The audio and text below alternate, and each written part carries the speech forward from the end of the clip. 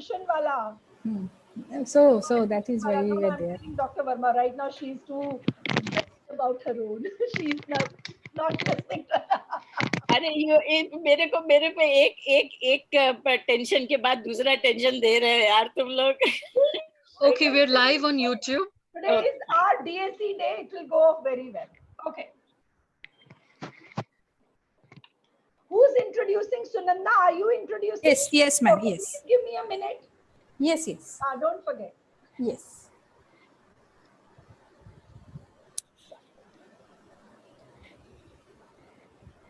Participants are joining us now.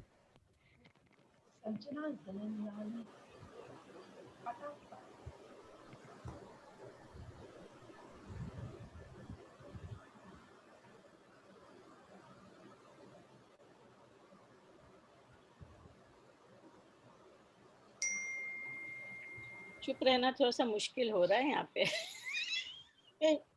Live कर दिया तो.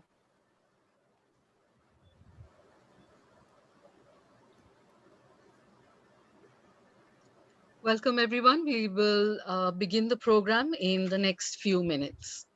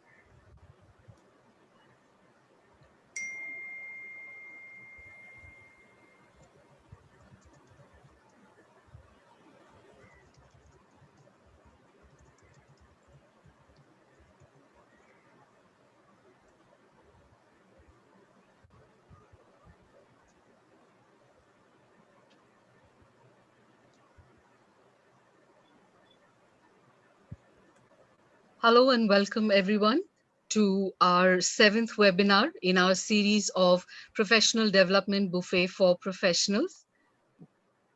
We're glad to see everybody back here. A couple of hygiene points before we go ahead. We will Yes. So through the webinar, we request everyone to please keep their videos switched off as well as their mics on mute so that we can Welcome everyone hear to the our entire, 7th webinar in our I'm series sorry. of Sorry, I had the YouTube on also. To continue, please keep your mics on mute so that the entire process can happen seamlessly and without any interruptions. I request everybody that once the resource person has been introduced, that you refrain from posting any greetings in the chat. You can do that right now. After the host has introduced the resource person, I would request everyone to use the chat only to post your questions and queries that you would want to be addressed during the webinar. Yeah, that's about it. So I am now handing over to Sunanda Chakraborty, our Faculty Assistant Professor, Department of Special Education, to do the honors. Sunanda, over to you. Thank you. Thank you, Betty. So welcome everyone. This is our webinar number 7 from our professional buffet of webinars. It is a privilege to introduce my teacher, Dr. Preeti Verma, to this webinar. So I will just read out a brief profile for her, for all of you to know. And let me go ahead with it. So Professor Preeti Verma has been former head of the Department of Special Education, SNDT Women's University. She was an associate dean and faculty of interdisciplinary studies, IAQC coordinator and chairperson, Internal Complaint Committee. She has conducted researches in special education and inclusive education in national and international projects. Her research papers have been published in many reputed journals. Her research interests are in inclusive education, learning disability, intellectual disability, psychometric testing, development of tastes, curriculum development, and teacher education. She conducts workshops for mainstream teachers, special educators, teachers' parents, and students on various themes. She has written self-learning material for Mauritius Institute of Education, that is MIE, Indira Gandhi National Open University, that is IGNU, Yashwant Rao Chauhan Maharashtra Open University, that is YCMOU, and National Institute of Open Schooling, that is NIOS. Professor Verma has more than 30 years of experience in teaching, administration, research, and training teachers. She is a trained psychologist and has assessed over 100 children and has worked with NGOs and in industry. She has a master's in psychology and education and a PhD in special education. I will be asking Bhan ma'am to take over and do the needful for the introduction anymore. Thank you, Ma'am? Sunanda. Yeah, thank you, Sunanda. I just want to extend my hearty welcome to Dr. Verma, who's gone and yet not gone. It's always a homecoming for her because for people like her and me, our department is our home. So it's such a pleasure to have you here and to share with you. There are so many participants anxiously waiting to hear from you.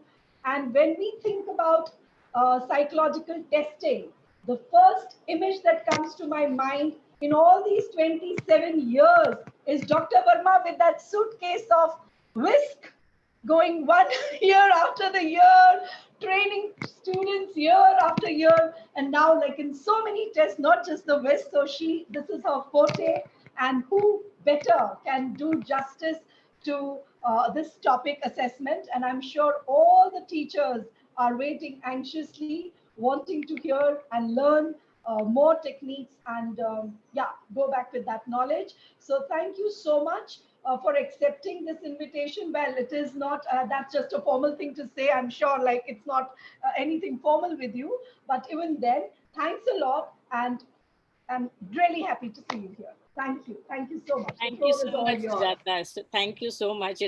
I never feel I've gone. Actually, we have all gone. From the time you left, it's been locked down. So we're I all know, I know, I know. that much of solidarity we are sharing. Absolutely. Hope this stops. I know. I know. Yeah, Not yeah. this type of solidarity. True, true. Well said. Well said. Well said. Okay. Okay. Yeah. So over to you. I mute. Uh,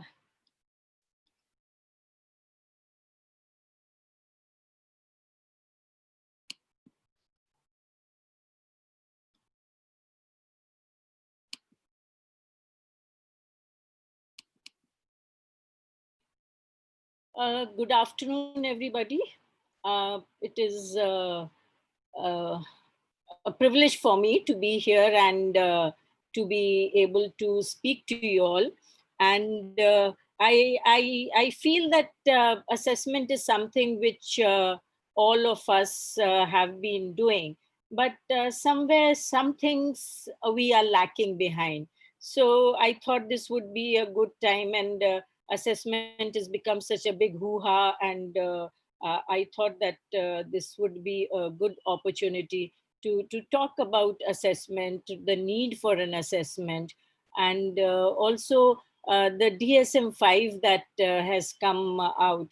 And most of us do refer to it, but that cannot be considered as a sole criteria for doing a diagnosis. So, to start with, uh, I, I mean, as teachers, when we work with children, we want them to develop grit. We want them to develop resilience. We want to help them. We want to help them realize their dreams, to stop hurting, to make friends, and feel better, and of course, have a very bright future. So, all we teachers, this is what exactly we want from our children. And we are here to help them in achieving these. Okay. So, when we talk about effective learning, we also talk about a holistic approach to working with. We want to understand the child, we want to work with the child. But the main thing is that holistic approach. And so this means supporting in the development of a student's academic skills, development in knowing how to learn, that is in assimilating knowledge, in the physical development, in the helping the student to learn the basic skills of how to learn, focusing and bolstering mental health and wellness. So, working with the student as well as within the family system and support their physical development is what we are looking for, and that would provide a holistic care. Uh, Today's session that we need to I intend to address is that why when should I seek evaluation for my child. We are all teachers, and when a parent comes to us even with the smallest of problems that they have, we are the ones who address that. But somehow I feel that when we do an assessment, it is very, very clinical, that way that we are handling it. The child comes to us, we do an assessment, we give a report, and then we leave the child. We may be making a few recommendations. That is upon the parent to see, or decide what they want to do with it. But technically, that is not the right way of doing it. Then, what is the assessment process? Some of the key questions we need to ask when we go through the process of assessments. Adaptations to assessments, and this is very important because we live in a country with so many languages, and when a child comes to us, a basic focus is English language. That may not be the child's first language. So how do we adapt an assessment? How do we, especially when we have a child with cultural and linguistic backgrounds, how do we address that? Cognitive testing, learning challenges, emotional, social emotional testing, learning disabilities, learning difficulties. A lot of these words we keep using it every now and then. But what are these? Many a times learning disability and difficulties are also used interchangeably. Child has having difficulty, but like we tend to call him a learning child with learning disability. Social emotional testing we very often we don't do very often. Learning challenges are there. Some teachers recognize, others do not, especially where these private clinics are going on. We do not have that much of time to sit and work on each and aspect of the child's background so that a proper diagnosis can be made. Now the question is, when do I seek an assessment?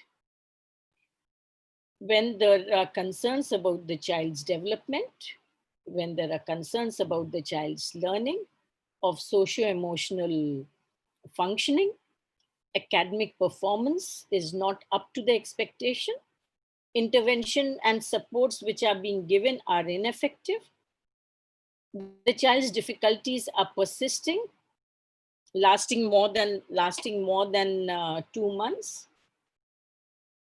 So when the situation is very intense, and I think that my child has a learning issue, I would like to find out what is the teacher seeing, what is being done in the classroom, and also what has the school done outside the classroom to address this issue. This is what is important. A psychologist would do psychological testing, educational assessment, social emotional testing to determine learning disability. So what are you looking for in these tests? What the child's potential is? What is the child's IQ? And academically, how is the child doing as compared to his peers? Ideally, it should be peers across the country. But even if we can see how he is doing academically in comparison to his peers in his class, also should be good enough. Then I also need to find out how is the child doing emotionally. Is he upset about something? Is he anxious about something? Is he depressed?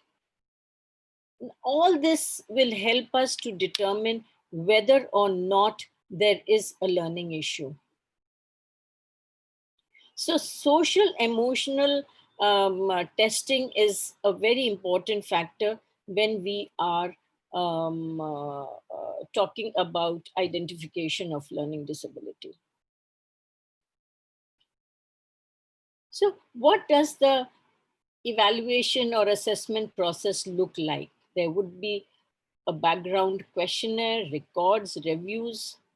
Then there would be records of interviews, of observations, which you take from the parents, which you take from the teachers, from the caregivers. Any collateral contacts, if there are any therapists, you speak to the therapist. The testing sessions. We cannot finish a whole battery of assessment in a day or two. It does take a lot of time. And we cannot base our judgment based upon any one test. There has to be a battery of tests. Then the feedback, and of course the report. There's not anything new which I'm telling you. You know all this. But what I'm trying to bring to your notice is the lacuna that is there, the gaps which are there when we are doing this assessment. We never ask, for example, of a child who comes to us, whether in the department, I don't have the time to ring up the teacher to find out what are his learning issues in the classroom. Parents also, we give them a record form and record sheet, and we say, please fill this up. After reading that, in case if there are any doubts, then we speak to the parents. Or if the parent tells you something, you're ready to listen. But where is that total data on the basis of which a diagnosis will be made? We are not doing this. The domains which are typically assessed, the three main ones are cognitive functioning, academic functioning, and social emotional functioning. These three are the core of any assessment. After that, you can do an executive functioning, with planning, organization, all these things come into that. Attention, your memory, your learning, all that may come under that. But the three main domains are cognitive functioning, academic achievement, and social emotional functioning. Now, when I say cognitive functioning, it is the IQ, the mental age, or the IQ. Again, there is a debate that, their IQ is not relevant anymore. But when a child comes to you, you do not know whether the child is a slow learner, whether the child is a child with learning disability. For that, it becomes important. And also, though we do not talk about discrepancy anymore, but based upon the IQ, we can find out how much is the child deviating in the class. And most of us have also done that when we were students. I will come to that. So DSM-5 came up with a diagnosis called specific learning disorder, not disability. So DSM-5 now talks about the disorder. And within the document, it states that a diagnosis of specific learning disorder might not identify a learning disability, which requires further testing, which may aid in determining intervention programs and special education services. Now, this is the DSM-5 criteria, which most of you would be knowing it. And there are these there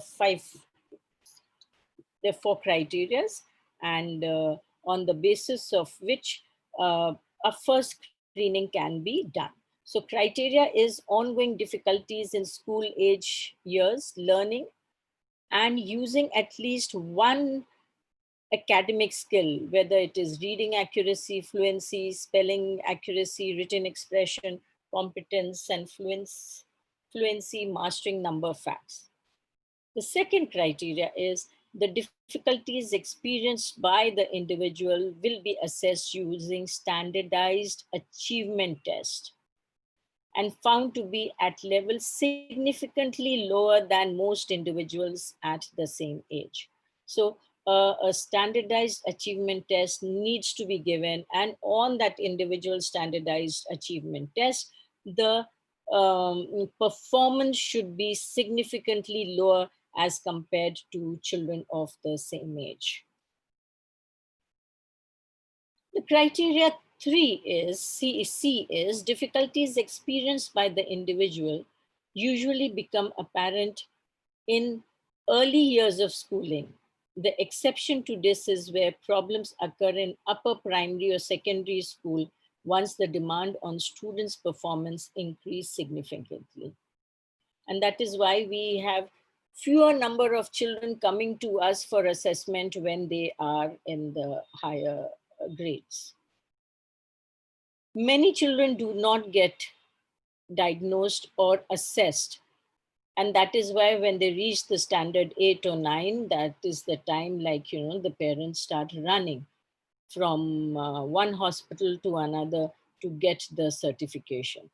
I do not know how important uh, the assessment is, or uh, that is whether they really want to find out what are the child's needs, what are the child's strengths, what are the child's potentials, rather than just a certification which is required. And criteria D is specific learning disorders will not be diagnosed if there is a more plausible explanation for difficulties being experienced by the individual. So if there are any other difficulties, if there is any comorbidity, it may be possible that it will not be diagnosed. As we had earlier said, in case if there's intellectual disability, in case there's any sensory impairment, then in that case, the primary condition does not become learning disability. And the most important criteria is that these these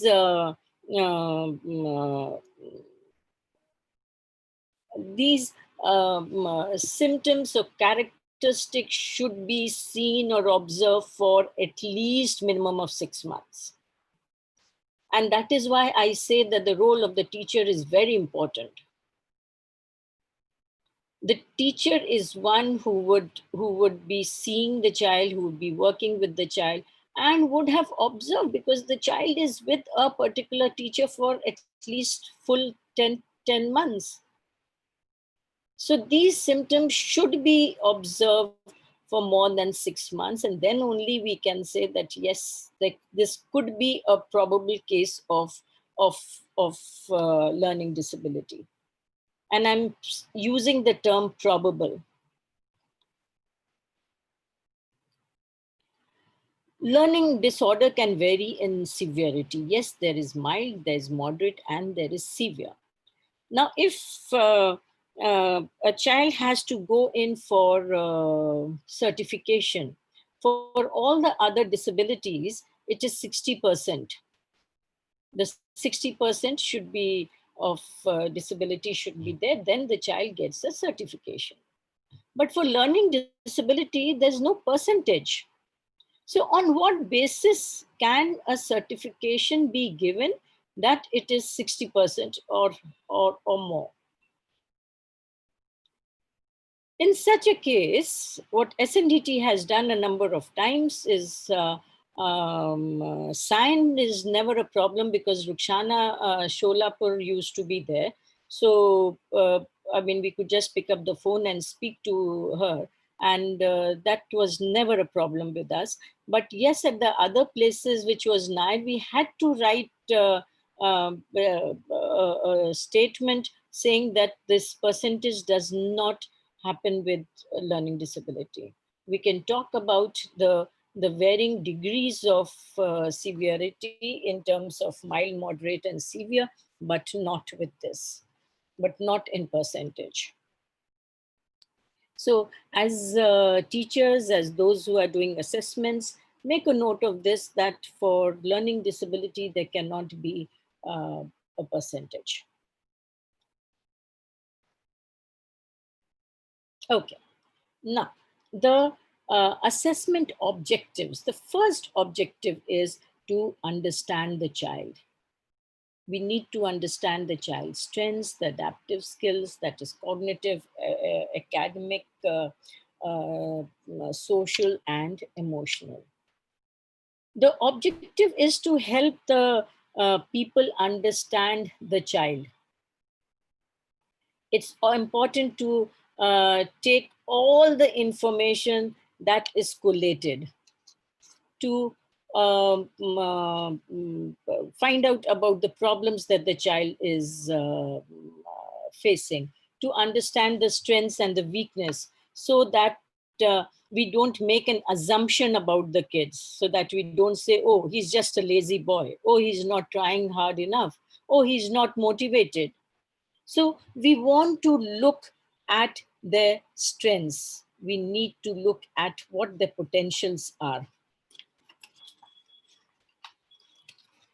Then there are problems, the difficulties are there, the environmental factors. Skill areas like, as I said earlier, academic, social, and emotional. We want to, for these, we have to look into the environmental factors. Environmental factors at the home and also in the school. So that we can find out what is it that may impede learning or may actually help learning also. And like, what is it which is probably disrupting his emotional adjustment, so that we can reach to some final what do you call, final diagnosis.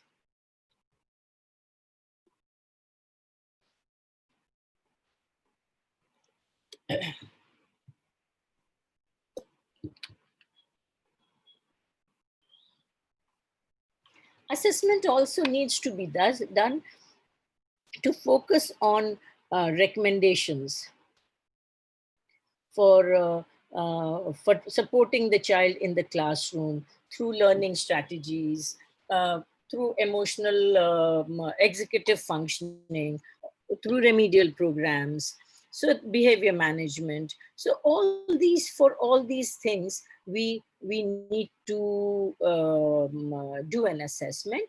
And of course, communication is very important for understanding the child's level of functioning, and also in understanding the recommendations of to the child's parents, because the parents would not know.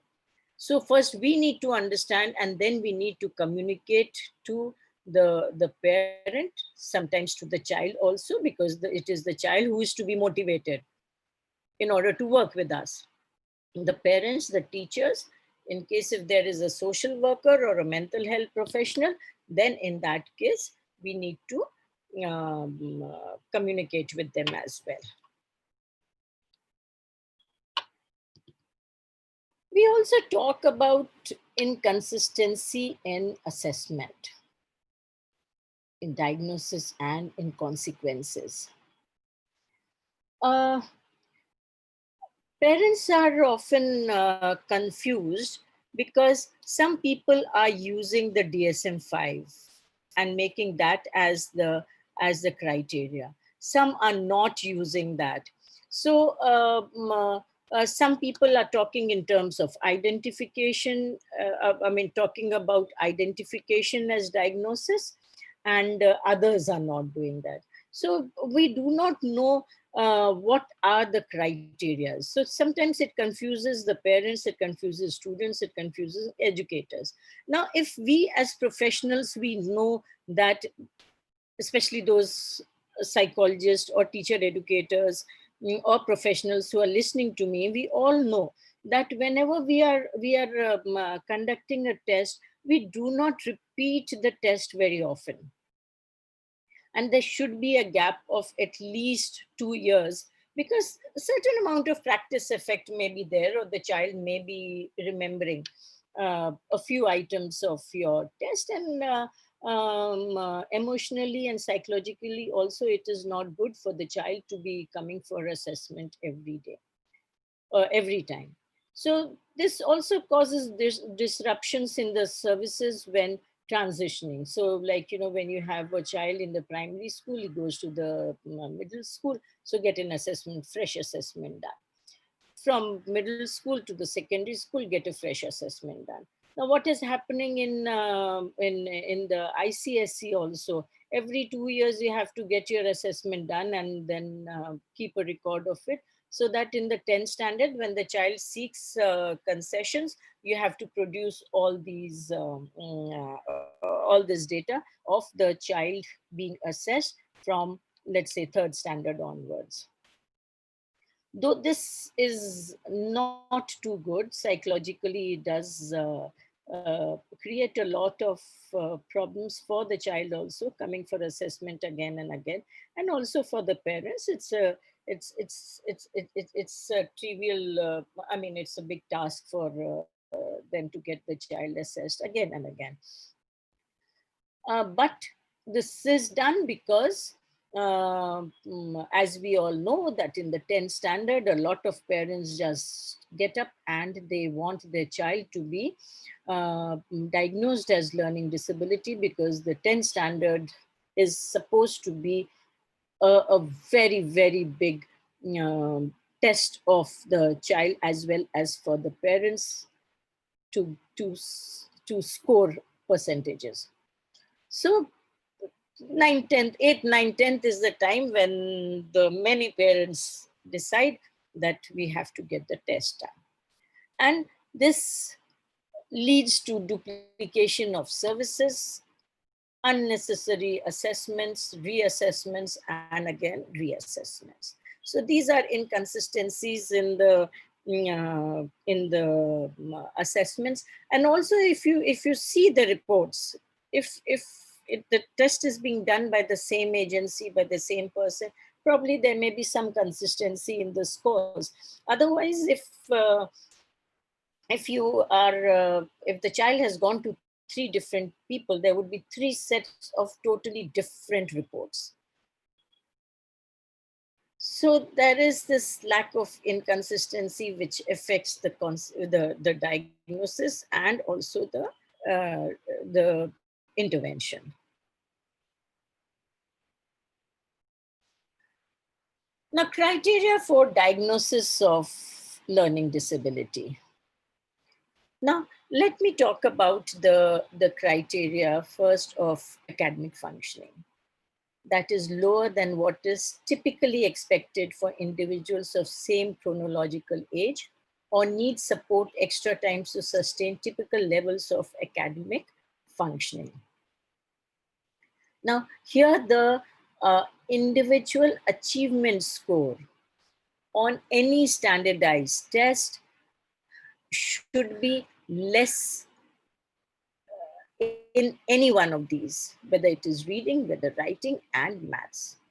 And that is why we say that it is relatively performance is relatively less as compared to the typically achieving children of the same age.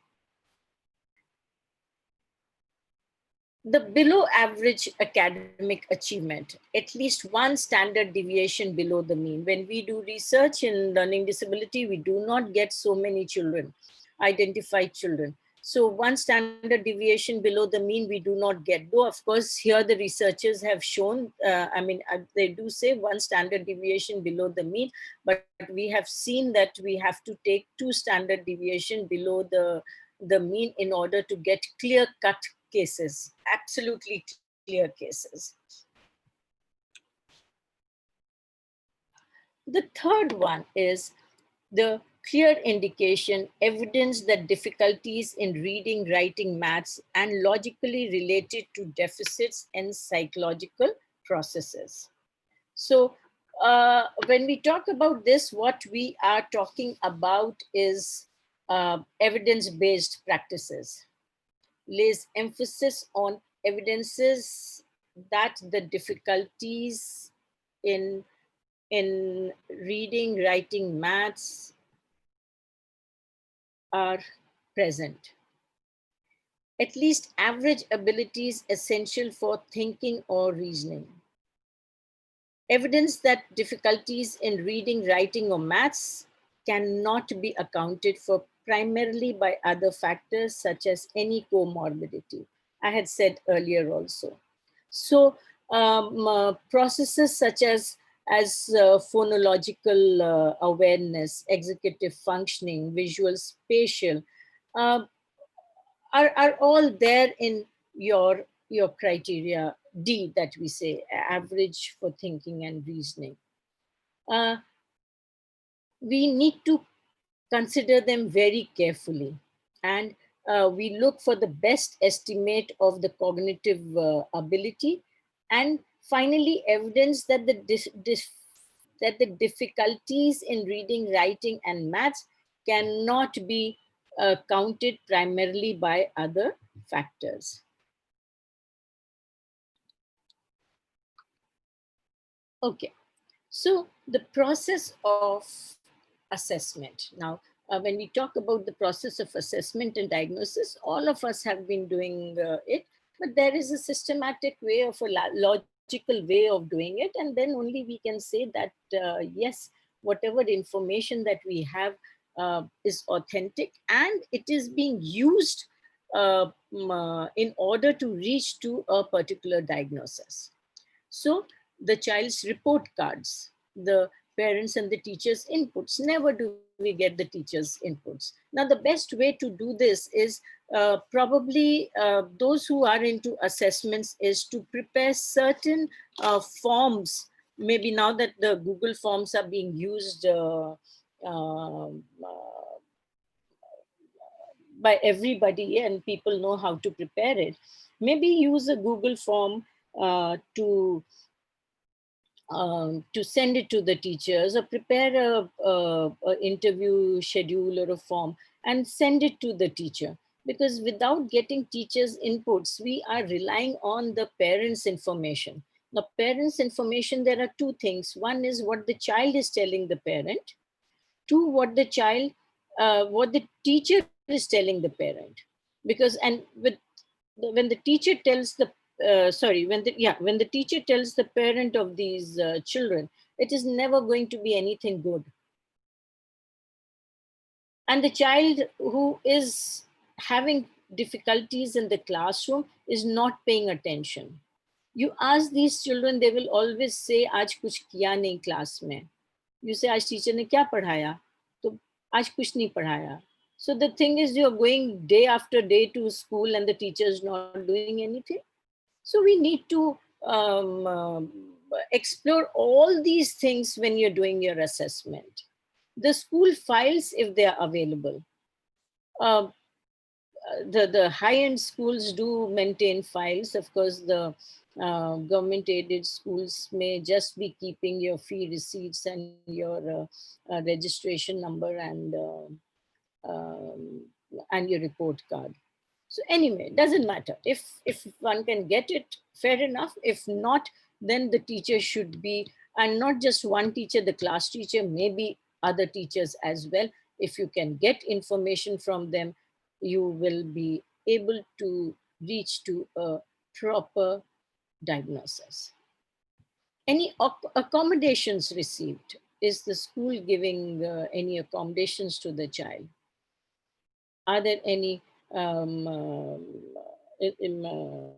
instructions, special instructions which are given? Are they adapting the curriculum for the child? Is there a special educator who's attached with the child?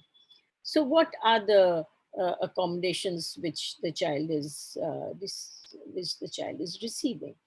Also, what are the efforts made by the school teachers and parents? These days, the child is not performing well. The teacher just sends the child for an assessment. It is a big task on the part of the assessor to infer from whatever information you get from the parent. And that depends totally upon our own judgment and our own experience. And support received to achieve grades.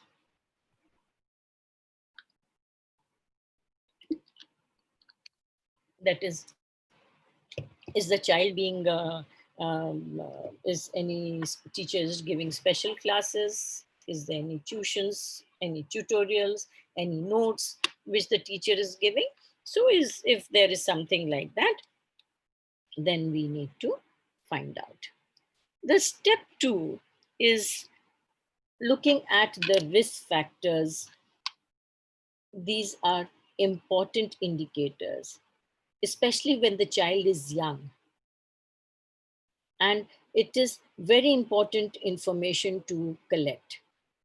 So again, specific areas of difficulties: planning, organizing, homework, note-taking, time tests. How does the child do all these?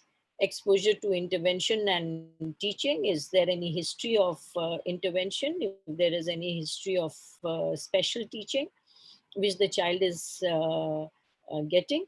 For example, I will give an example, is that there's a school opposite SNDT where children who are not performing too well, or let's say low achievers, are sent with the B.Ed trainees to the department where they do a proper assessment and then intervention program is planned. And then as long as the child comes to the department, our B.Ed trainees work with them. So in case if any of those children are referred to me, then we will go back into the history and see, okay, assessment was done, what was the intervention program, how many hours of intervention was given. So that becomes an additional information for us. The risk factors in children, that is, when you talk about the foundational skills, when the child is small and he's rhyming, counting, and when we count, we say, okay, count by twos, and then the fours and the fives, we start, and tens, all that. Then number recognition, letter recognition, so development of language.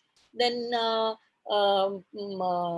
motor coordination, motor difficulties or motor skills, if there are any. So we need to make a note of all that.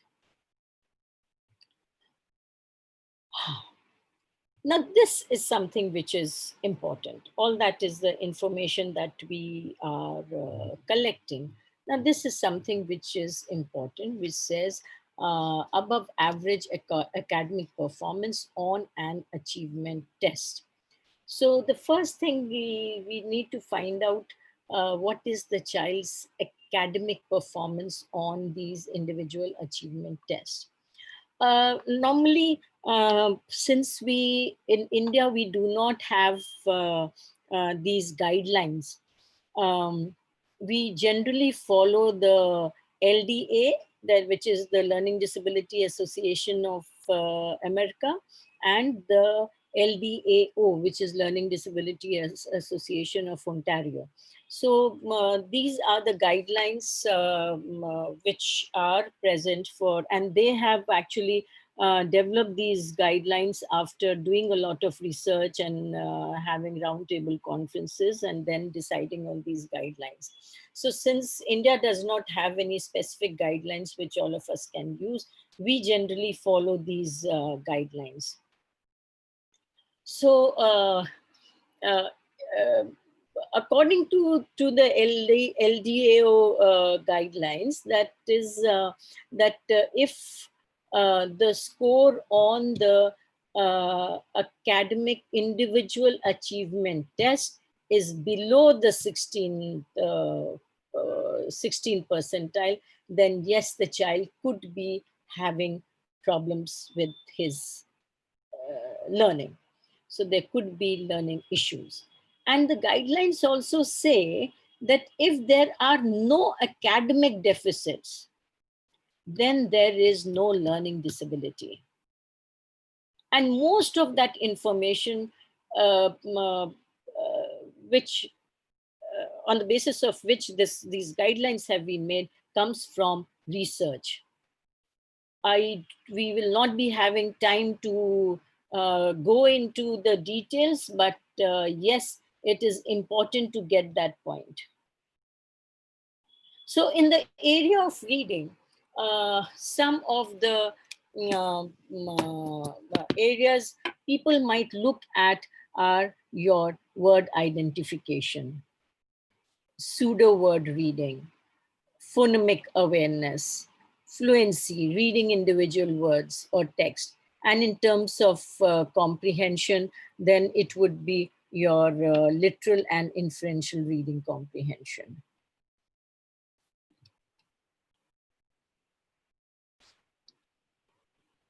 Writing, penmanship, spelling, sentence structure, grammar, vocabulary, and then ideation, organization, organization of the written text. All these things are important. Now, very often a parent will come to you and say, my child is horrible in spellings. I think the child has learning disability. Many researchers have also shown that just spellings is not a criteria to say that the child has learning disabilities. It has to be with other criterias, clubbed with other criterias, then only yes, but spellings no, only spellings no. Most of our children are phonetic learners, and many are not English speaking children. or coming from vernacular background. So this type of spelling mistakes is a very, very regular thing. So, uh, writing of essays also is very important, but sometimes it is difficult to assess an essay. It is important, no doubt. So a better thing when we are doing an assessment of essay is to prepare a rubric. And then based upon the rubric, the same will go for your spellings as well. And your reading also. Preparing a rubric is a very good idea, which helps you to, like, list down all the mistakes the child is making.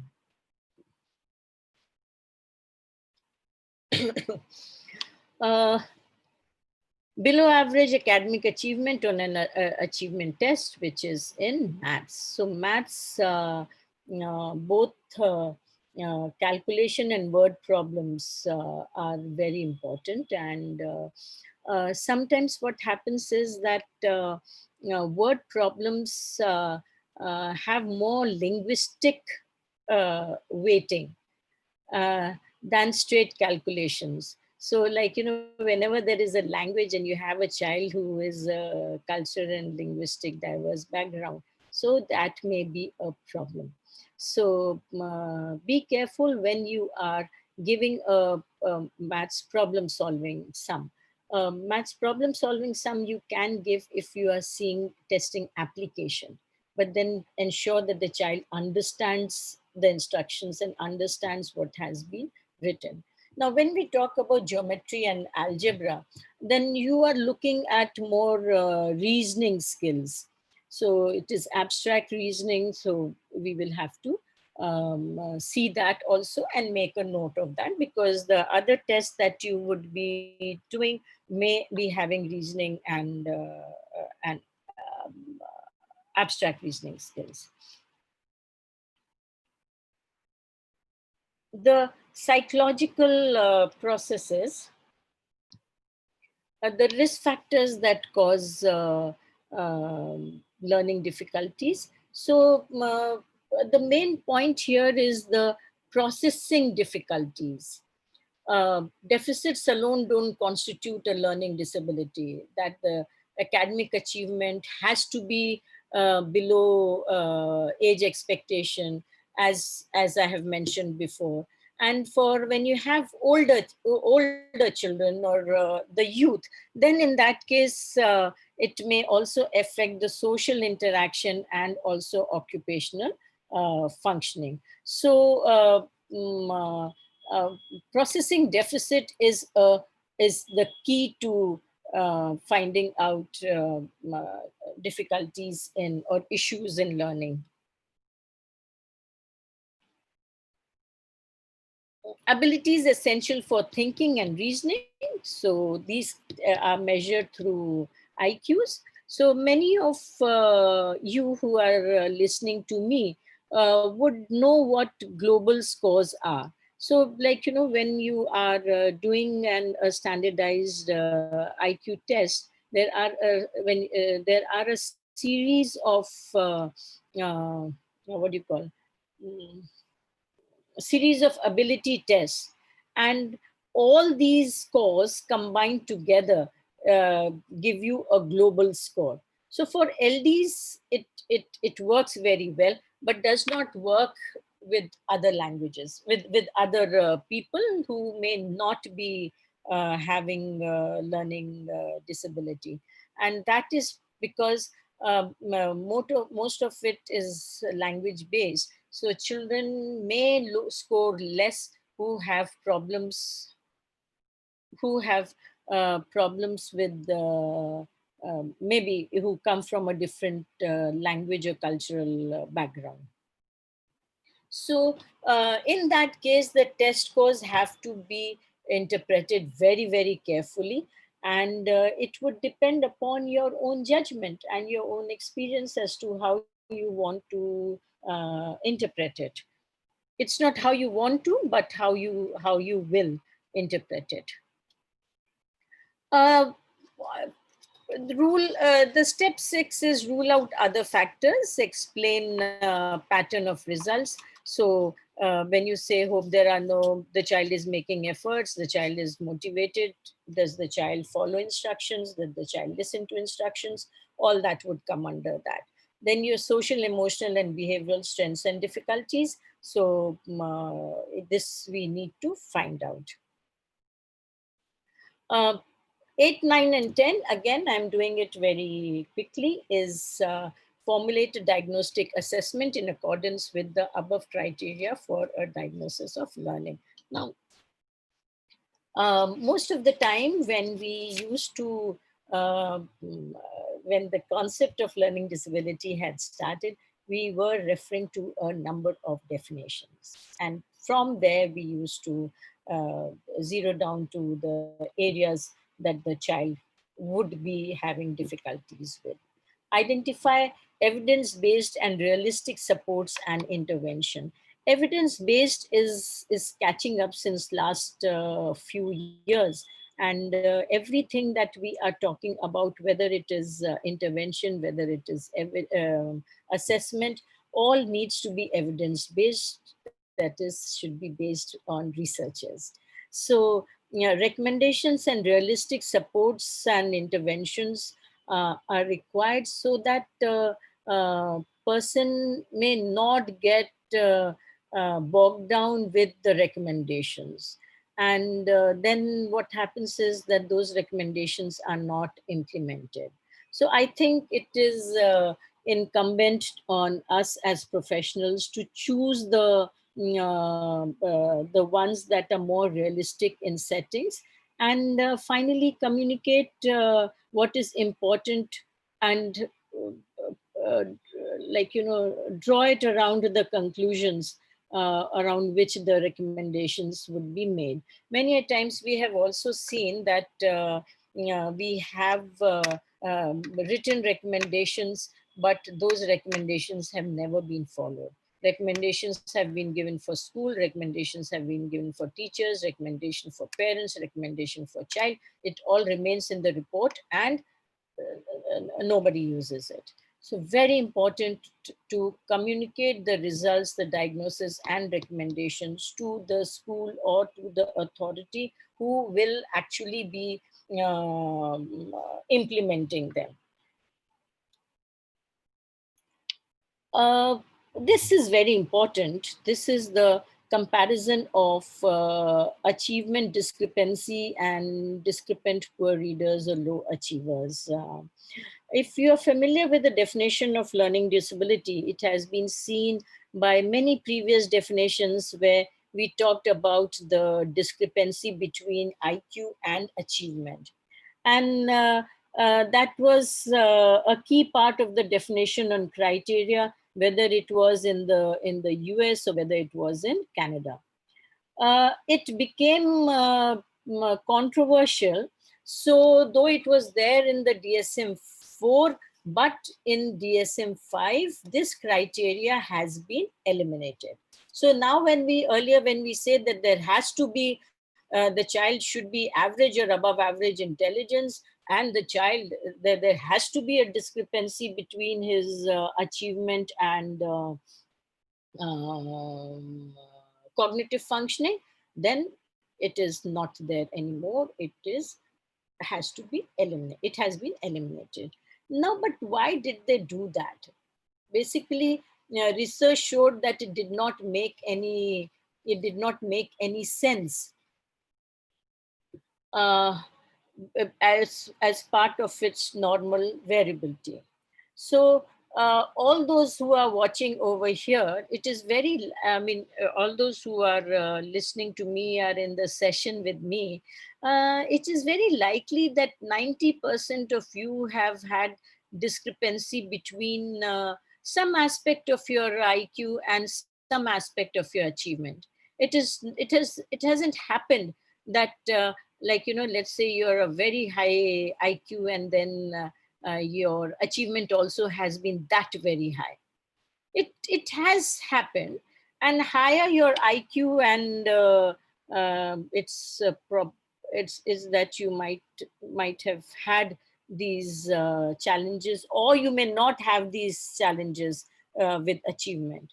So In that case, like, showing a discrepancy between achievement and potential does not make sense at all.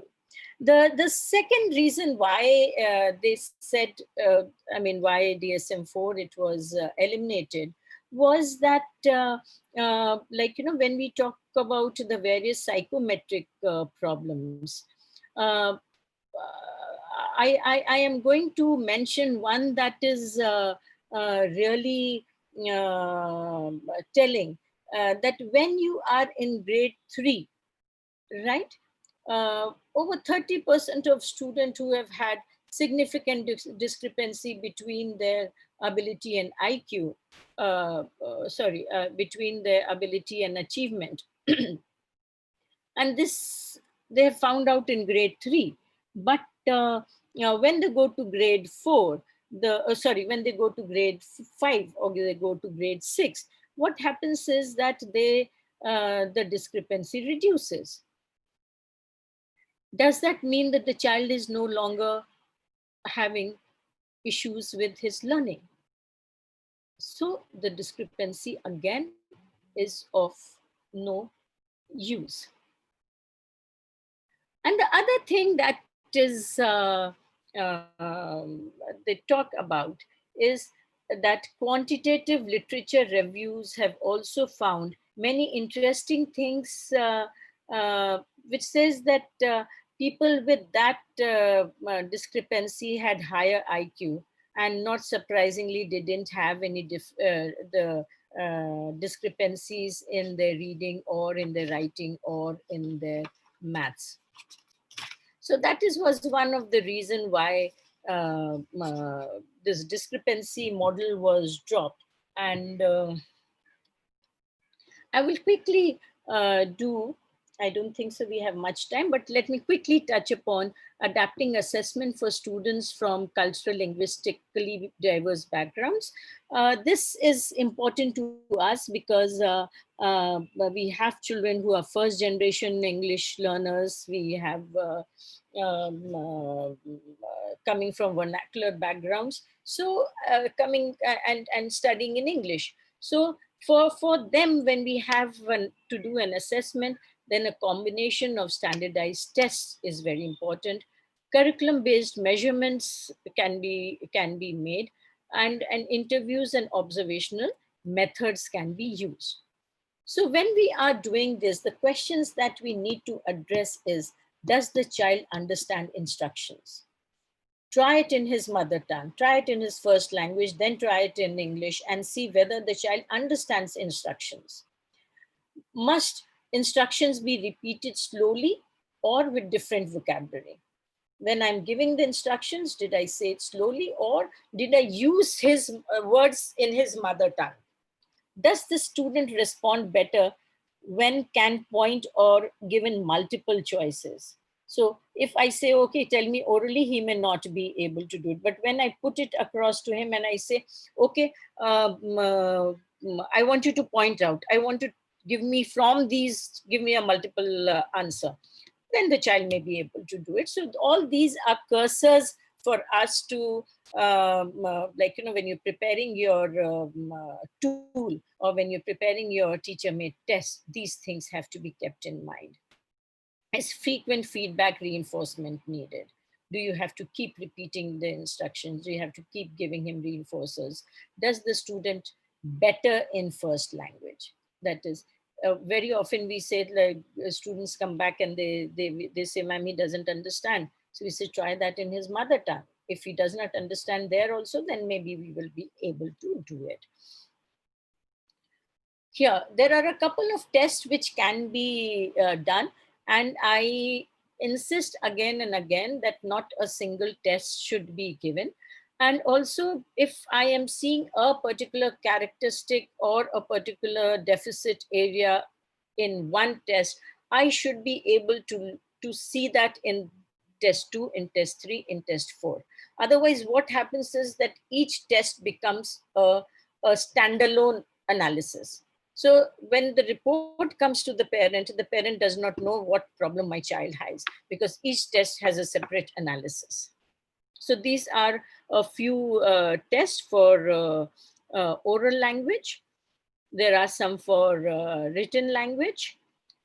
Uh, Now, this is my last slide, which is that uh, our role as teachers, our role as educators, our role as psychologists, in case if you have a child with ESL or CLD.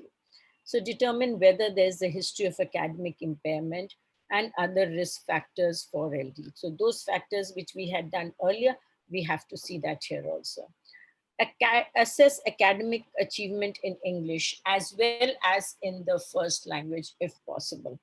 Then only you will get a very, very clear picture of your child's achievement performance. Provide culturally appropriate uh, material. Examine writing samples, do an error analysis, do a response to intervention, or do a dynamic assessment. Response to intervention appears to be, is a very good intervention model where the child, I mean, in fact, the entire class benefits. And when we talk about error analysis, then the three things that we talk about is positive transfer, the negative transfer, and errors associated with instruction. So your positive transfer is use words that are similar in their first language to understand English. Then negative transfer is may apply grammatical structures that are correct and in their first language to English when it is not appropriate. An error associated with instruction is it differs from what is commonly taught in English. So the signs and the symbols and the special vocabulary which is there in English, that is used. So I do not think I need to talk about the reports because all of you are doing this, but nevertheless, present the problem, the history, the results, impressions and diagnose, and your recommendations. Recommendations are very important. Your impressions are very important because that is where you are making your diagnosis.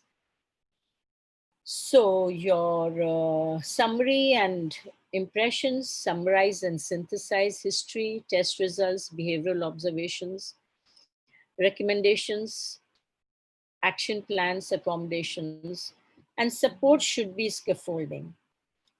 So these are the references I had used, and thank you very much for your patient hearing.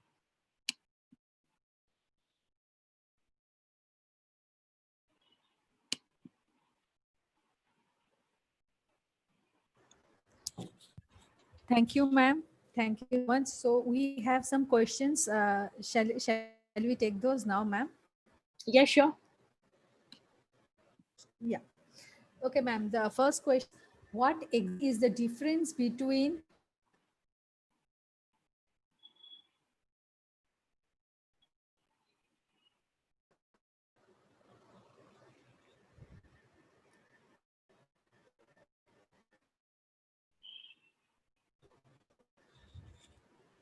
Am I audible? No. Hello. We lost your voice for a moment. Oh, Go on now, Sunanda.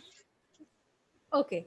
So what exactly is the difference between SLD and child having learning difficulty? SLD is the term which has been given, which is now being used with the this DSM-5, which is specific learning disability. Rather, disability, it's disorder now. So specific learning disorder. Whereas with the difficulty is the child who is having difficulties in academics, which can be remediated or the child can be helped with and has having no other processing problem or a cognitive problem. Thank you, ma'am. All of us have had difficulties in some area or the other, right? So we do not become learning disabled. So I will go to the next question, ma'am. How to differentiate between slow learner and child who has LD? See, there are certain characteristics are common between the two. They are on the same, like, when you talk about slow learner, and when a parent describes to you the characteristics of the child, looks very much like the LD, children having LD. So earlier, when the IQ was one of the criterias of finding out, then 90 and above were considered to be as the LD group, whereas between 80 to 89 were the slow learners. So, but yes, the characteristics of both are almost similar, though LD may be more profound in terms of the disability. Thank you, ma'am. So the next question is, which basic tool for assessment can be given to regular school teachers for learning disabilities? Depends upon what is your purpose. Why do you want to give the tool to the teachers? What is your purpose of giving the tool to the teachers? If you want to collect some data, you want to find out how many children are there, then you can go and do. But what I had suggested was that instead of giving a tool, give a questionnaire with the child's academic history, where the teacher can either tick mark or give you information about the child's academic history, how the child learns, is there a history of absenteeism, chronic absenteeism. If that is so, then obviously he is not learning in the class. And is the child, like, the first generation learner? Is the child having difficulties with his remembering? Is language a problem? Oh, like, these are the questions that you can prepare in a questionnaire and give it to the teacher, which she can fill it up. Thank you. The next question is, what is the correct age of diagnosis? Well, we used to say that when the child is in the third standard, that is the time we can start assessing. We can assess the child, but these days, even when the child is in the first standard, he may be considered as at risk for having learning disability. So catch them young, so the problems probably would be less at a later stage when we do an intervention early. Ma'am, are the hospitals who are certifying aware of these new updates? I'm sure they must be. DSM-5 was came in 2016. I'm sure they must be, because all those who are doing the assessments are well qualified people. So I'm sure they all know it. And ma'am, there is another question which talks about, can we plan for the IEP and intervention based on curriculum based assessments in case the child was tested around the age of 8 to 9 years? Then a fresh curriculum-based assessment can be done, at least if the child has been tested 8 to 9 years ago. At the age of 8 to 9 years. And how old is the child now? That is not written in the question. We don't know what the age of the child is, but I mean, in order to plan an IP, a fresh assessment would be good, depending upon how many years the child is of now. Otherwise, curriculum-based assessment can be used. Ma'am, there are a lot of questions which are, they are overlapping each other. They are asking who is the authority person to certify LD. Similar question here, what is the standard assessment techniques for diagnosis of CLD? Is physical disability associated with learning disabilities? Certification will be done only by the hospitals, the government hospitals. In our case, it would be the Nair Hospital, the JJ, and the Sion Hospital. So certification is being done over there. The second question was on... is physical disability associated with learning disabilities? A child with physical disability may also have learning issues. So, but the primary disability is not learning disability, but is his physical disability. At what age should a child be sent for formal testing? I said after the third standard.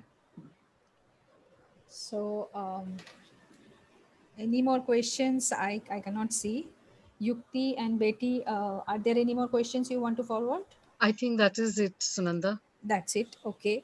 So, thank you, ma'am, for such a comprehensive presentation. It covered so much of facts and findings. It was really very too much of knowledge for the participants. I would like to take a note that what ma'am has discussed today is not only about the demystifying the assessment procedure, but she has very clearly hinted you that when you make a judgment, you have to be very responsible, careful, and not only you should have thorough knowledge, but also you have to have lot of experience when you are trying to label someone and do the assessment. So thank you, ma'am, so much.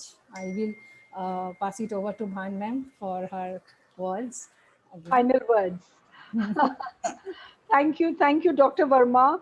I don't know how Sunanda missed. There were many participants commenting that we need more information.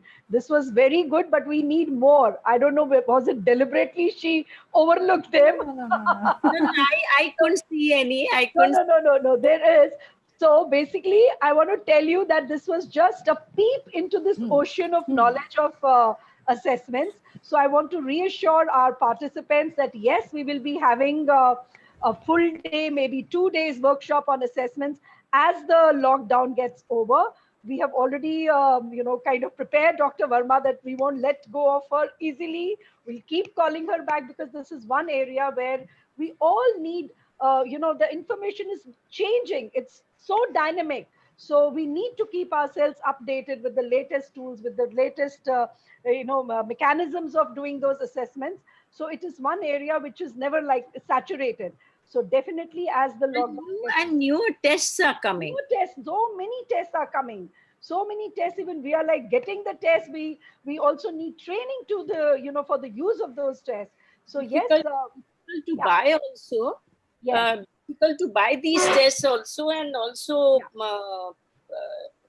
expensive They're also. very expensive tests. So if at all we are able to buy, and if we have, then definitely we need to know how to use them and make the optimum use of those tests. So we all need to learn about these tests. So definitely we will have more workshops in coming future. But it's very difficult to have online actual unless you see the test in front of you. So I don't think our online mode is the best mode when we talk about actually conducting an assessment, learning how to conduct an assessment. Theoretically it's fine, but not practically. So we are waiting for the lockdown to get over. Then just stay in touch with us. We will inform you when we are going to have a more elaborate full day workshop on assessment. Sujata, what can be done is that uh, the tests which are there, that of course we cannot do it, as I have been saying it, till the time you have it in, you feel Yeah, the you test, feel till the the time test, you see the test, you absolutely, feel the test. absolutely. But maybe what one can do is, like, these psychological processes, one. If Okay. of these, because there is also this confusion about the psychological processes which are there and how it affects. So, Okay. like, maybe that can be, Okay, the theoretical base for assessment. I think that's what you're trying to say. The and then, theoretical base. yeah, because, yeah. Yeah, of course, of course, of course. That, I mean, we really don't know how long this lockdown is going to continue, and we don't want to sit idle. We want to make the best use of this time. So it's a very good suggestion. I really appreciate that. So we can definitely plan something, and we'll keep all our participants posted. And I'm really thankful to the participants also for they have that faith in us that we try to give them the best in whatever the topic may be, and we have support of all the resource people. And then Dr. Verma is our own, so she'll be always there. So, but yeah, it was very, very comprehensive, very, very practical. Small things which one needs to pay attention to were beautifully highlighted and talked about. So I think it was a wonderful presentation. Thank you so very much. And we had lots of people on the YouTube also. So I'm sure, and I did check, I went there once, like, is everything okay? So they were all listening very carefully, and there was absolutely no technical glitch. So thanks to Rakhi for her support to have this, seamless, beautifully, what should I say? The technically, it went off very beautifully. Today is Raki's son. We should thank him. Yes, I'm very bad with my memory. I don't know his name, but Rakhi's son, lovely boy. Thank you so much for being in control right now. So we have to thank Rakhi also. And yeah, so I think it went off very well. So thank you very, very, very much. Thank you, Sujata. Thank you, Betty. Thanks, Yukti, and thank you, Sunanda. You really introduced so beautifully. Thank you, ma'am. Thank you, Dr. Verma. Thank you, Sunanda, Dr. Bhan. And it's now time to take the group photograph. Dr. Verma, please do be here for that. I request everybody to please switch on their cameras.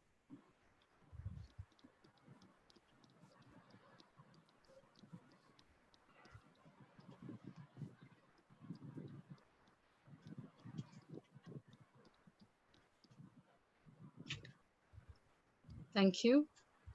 Okay, kya? Nee, just one screen. Nee, ma'am, just one screen has happened. Multiple screens. So नहीं हमारी अच्छी नहीं आई एक बार फिर से ले लेना. Yukti will do the honor. She's very good at it. Yeah. Could everybody please switch on their cameras? Mandeep, Antara, Saktima, Uttam, Savita, Meena, Jaya, Maumita. Could we please have everyone switching on their cameras? Hetal.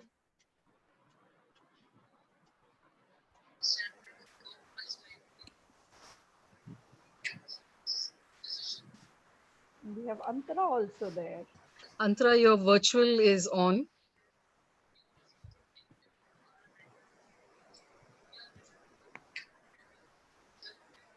All right, that's it. Thank you very much. Thank you everyone for being a part of this webinar. Thank you, Dr. Verma, for being the resource person for it. And like everyone has been asking, we are going to chase you and pester you to have more sessions on assessment, online or face-to-face, whenever that is possible. The feedback links will be posted in the Zoom chat as well as in the YouTube chat. Please note, there will be no emails that will be sent. The links have been posted in the Zoom chat and the YouTube chat.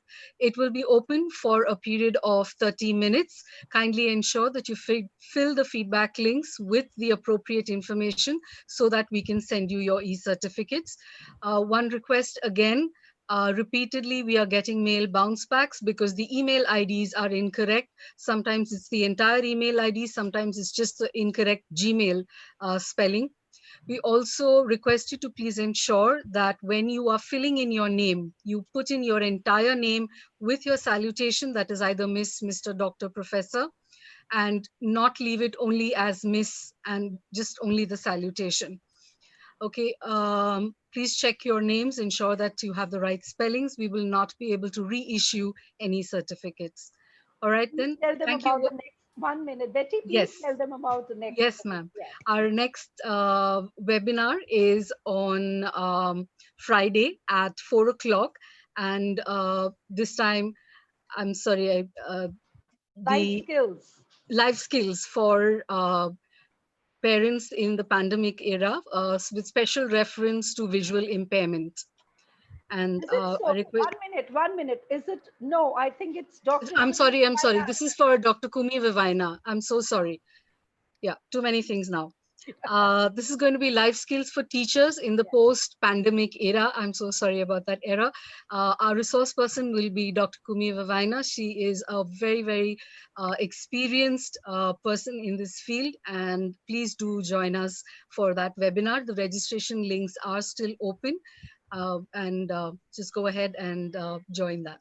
Yeah, this webinar you can't afford to miss because she's a very renowned personality. She's a TED Talk speaker, and she has a whole lot of things that she does, and she's really, really good. So I'm sure you'll all enjoy her session. So please come back and bring your more friends along. Yes, Nirali, did you have a question? She's a former professor of Xavier's College. That also, yeah. Hold on, I'll just unmute you. Hold on. Yeah, try now. Yes, Nirali. Yeah. Ma'am, the link is not working. It's not accepting any response.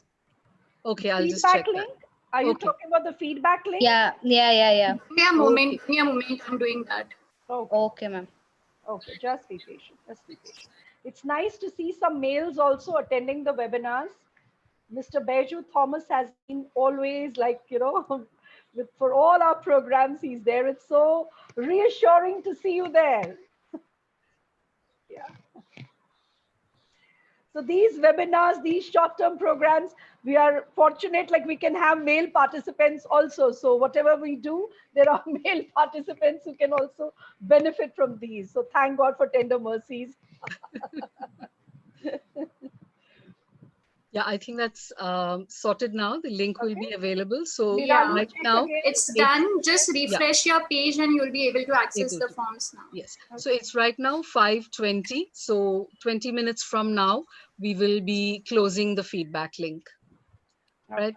Thank you, everyone. Thank you, Nirali, for that heads up there. Thank you very much. And we will see you on Friday at 5 o'clock with Dr. Kumi At Vivana. 4 o'clock. At 4 o'clock. At 4 o'clock. I think I'm tired now. What's happening? Yeah, today has been a big day because since It's been morning a we very have long been day. at it. Today we had that education for you at SNDT at 11. So we have been in front of the screen since morning. So it was a long day for us. So it's understandable. My And she was apologies the for all host. the errors. She was the host. Yeah, I'm she was No, the I was host. be going to fine. say something else, but now Dr. Bhan covered it up. So that's Okay. Thank you, everyone, and good Thank you. night. can say See that. you on Friday. Chalo. Okay, bye. Thanks. Bye bye. Thanks once again. Thank you so much. Thank you so much.